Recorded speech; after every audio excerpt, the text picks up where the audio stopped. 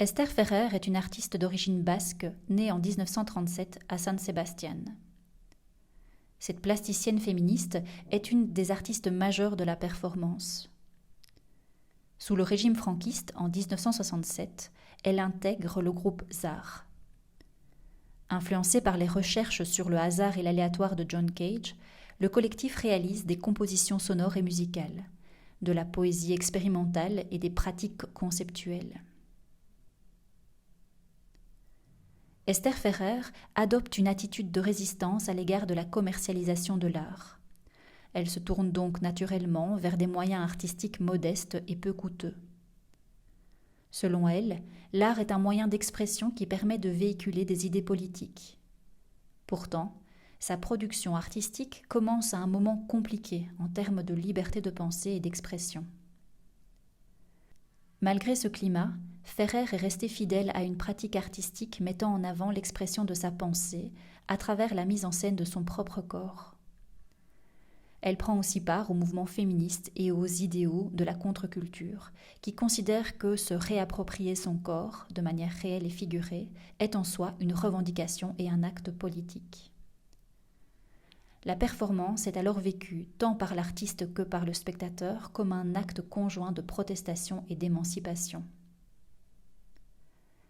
Ferrer déménage à Paris en 1973, où elle exerce librement son art sans risque d'être accusée de perturber l'ordre public.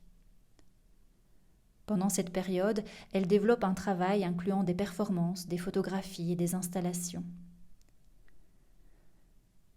Bien que Ferrer soit intéressée par l'aspect éphémère de la performance, elle accepte que certaines de ses actions soient photographiées et ou enregistrées à des fins documentaires.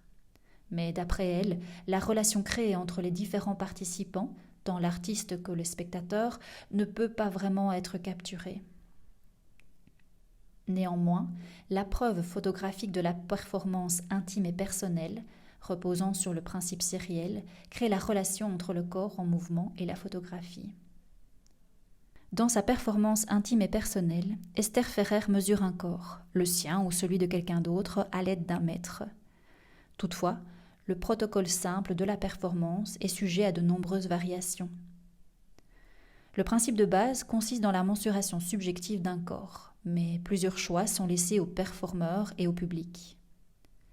L'artiste ou des volontaires peuvent participer. Il n'y a pas de limite de temps et les parties du corps mesurées ne sont pas préétablies. Les dimensions peuvent être indiquées sur un tableau, sur le corps ou au sol, et ce sous forme de points, de chiffres ou de notes de musique. Les données récoltées deviennent alors les éléments d'une partition vivante.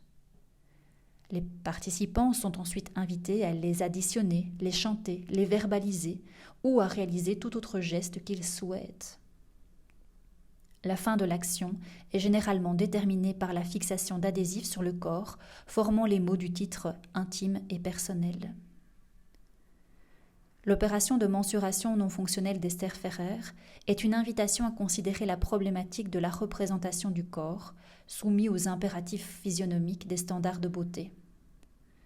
En effet, intime et personnel est une critique du culte du corps idéal, en particulier des projections du regard masculin sur le corps féminin. À chaque répétition, la performance accuse la persistance de ces canons esthétiques oppressants, largement véhiculés par la publicité et la culture populaire.